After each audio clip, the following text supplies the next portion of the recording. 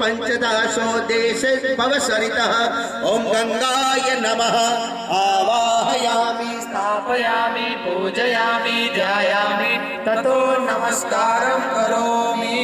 આપણા કુટુંબના દિવંગત આત્માઓના પિતૃઓનું આવા ઓમ સત્તા પ્રદાન કરનાર ઇન્દ્રાણીનો દાન આવા ओम आदिते राष्ट्रासिंद्राण्या उष्णिष उषासि धर्माय दिस्व ओम इंद्राण्ये नमः आवाहयामि स्थापयामि पूजयामि ध्यायामि ततो नमस्कार शिवातनुरधोर शंताभिचाकसि ओम रुद्राण्ये नमः आवाहयामि स्थापयामि पूजयामि ध्यायामि ततो नमस्कारं करोमि। नियमित प्रदान करनार ब्रह्माण्डनु आह्वान ओम इंद्रयाहि दियसितो विप्रजुतः सुतावतः उपब्रह्मणि वात पूजयामि ध्यायामि ततो नमस्कारं करोमि।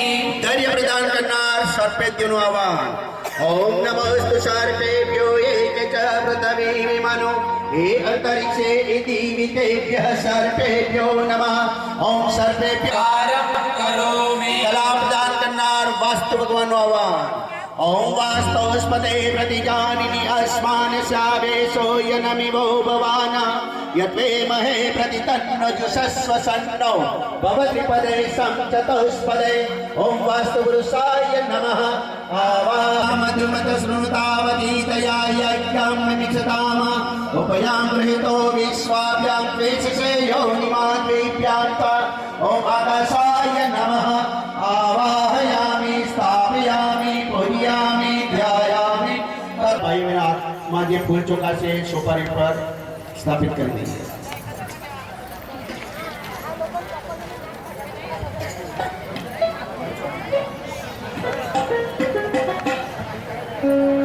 सर्वदेव नमस्कार।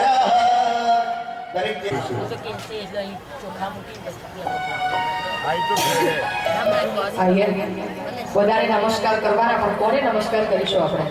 તો આજે સર્વદેવ નમસ્કાર અહીંયા બેઠા તો છો, તમે કહેશો કે ક્યાં યજ્ઞ કરવા? કુળ દેવતા ને ઈષ્ટ દેવતાનો ફરક છે. કુળ દેવતા તમારા ઉમિયા માતા હોય કે કોઈ પણ તમારા પૂર્વજો જેને પૂજતા હોય તે, અને એ પછી તમારા ઈષ્ટ દેવતા તમને સાંઈ બાબામાં શ્રદ્ધા હોય, તમને યોગેશ્વર ભગવાનમાં શ્રદ્ધા હોય, તો કુળ દેવતા આપણા ઘરમાં જે પરંપરાથી પૂજાતા હોય તો એમને આજે યાદ કરો. ઈષ્ટ દેવતા તમને જેનામાં વધારે શ્રદ્ધા હોય એવા ભગવાનને આજે યાદ કરો. કોઈ પણ એક મંદિરને યાદ કરો, તીર્થને જ્યાં કરો તમે દર્શન કરવા જાવ છો, તમને યાદ કરો. કારણ કે ધરતી ઉપરના દેવ એટલે બ્રાહ્મણ કહેવાય, ભૂદેવ એટલે ધરતી ઉપરના દેવ.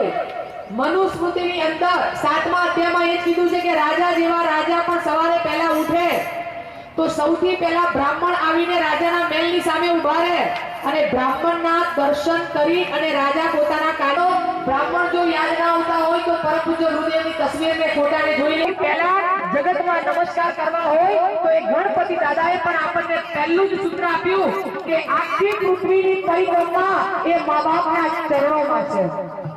અને એટલા માટે મા બાપને જાત્રા કરવા ના લઈ જાવ તો કોઈ વાંધો નહીં, પણ મા બાપ જ્યારે બીમાર પડે ત્યારે એને પકડીને સંતાસને બાથરૂમ સુધી ખાલી પ્રેમથી લઈ જજો. કારણ કે જીવનની અંદર જે મા બાપની દુઆઓ છે ને, જે મા બાપે આશીર્વાદ આપ્યા હોય એ કદી આપણને દુઃખી નથી કરી શકતા. એ આ માતા પિતા છે. ભગવાનને એટલી પ્રાર્થના કરો કે ભગવાન મારા મા બાપની સીધી છાયડી મારા હાથ ઉપર હોય.